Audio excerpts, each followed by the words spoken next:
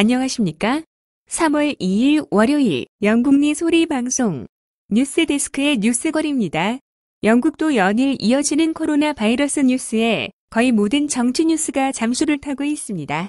오늘 오전 BBC 방송은 주말 사이 영국 내 바이러스 확진자가 13명이나 늘어 총 36명으로 늘어났다며 코로나 바이러스가 영국에 확산될 조짐이 보인다고 설명하며 지하철에서 마스크를 쓰고 있는 승객들의 사진과 함께 확산을 우려하는 방송을 내보냈습니다. 보리스 수상은 정부는 긴급 장관급 강요들을 소집하는 코브라 회의를 오후에 열 것이며 수상은 장관들과 건강 담당 부서장들에게 철저한 대비를 요구할 것으로 보인다고 BBC는 부연하였습니다.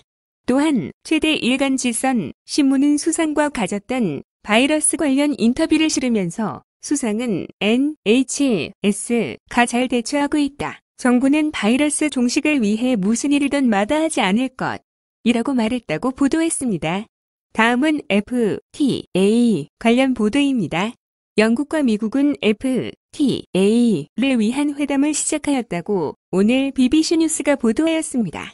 보도에서는 리즈 트러스 국제무역장관이 미국 상무성 회담 대표 로버트 라이트 히어와 지난주 런던에서 만난 사진을 게시하면서 곧 있을 실무자 차원의 회담을 암시하였습니다. 정부 소식통은 미국과의 FTA가 이루어지면 34억 파운드 규모의 경제가 증가할 것이며 각별히 스코틀랜드와 중북부 잉글랜드 지역 경제에 크게 도움이 될 것이라고 발표하였습니다. 반면에 영국과 유럽의 무역협정을 위한 회담은 브뤼셀에서 좀 늦게 시작될 것으로 보인다고 첨언했습니다. 미국과의 본격적인 실무회담은 3월 말경부터 시작될 것이며 회담은 영국과 미국 양쪽에서 개최될 예정이라고 방송은 보도했습니다.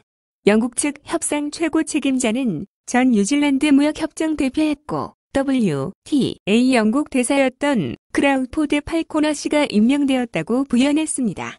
이어서 영국 정부 소식통은 제조 부문에서는 세라믹, 자동차, 식료품, 드링크 제품 등이 상대적 우위에 있고 전문직 서비스로서는 건축 기사와 법률가들의 혜택이 클 것으로 전망된다고 설명했습니다.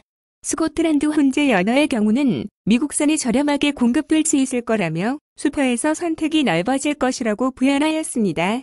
다음은 박지원 팀장이 북한 관련 소식을 분석한 것입니다. 북한이 작년 11월 28일에 이어 올해 들어 처음으로 미사일을 2발을 발사했습니다.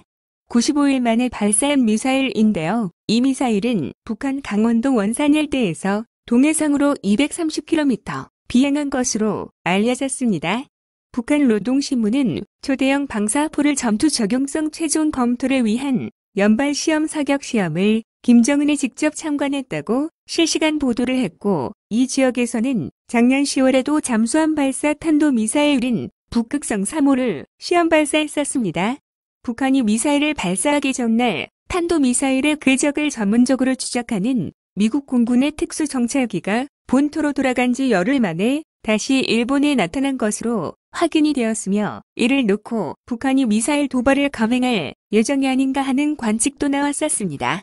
또한 우한 폐렴으로 전 세계가 위협받고 있는 지금 북한인 단 한 명이 우한 폐렴자가 발생하지 않았다고 보도하고 있습니다.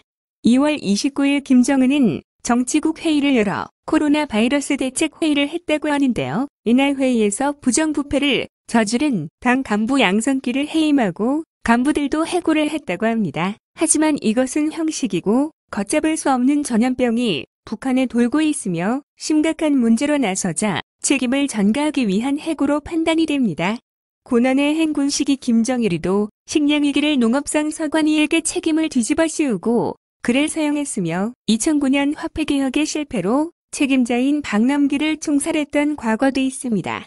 영국의 상원 의원 데이비드 알톤 경은 자신이 운영하는 블로그에 중국의 강제적인 장기 척출에 대해 중국 정부를 고소하는 재판법정의장을 맡은 제프리 나이스 경의 보고서를 인용을 하였고 보수당에서 인권위원회 의장을 맡은 피오나 브루스 위원이 중국 재판소의 판단에 따라 영국 외교부 장관인 도미니크 라브 장관과 회담을 모색할 것이라는 글을 올렸습니다.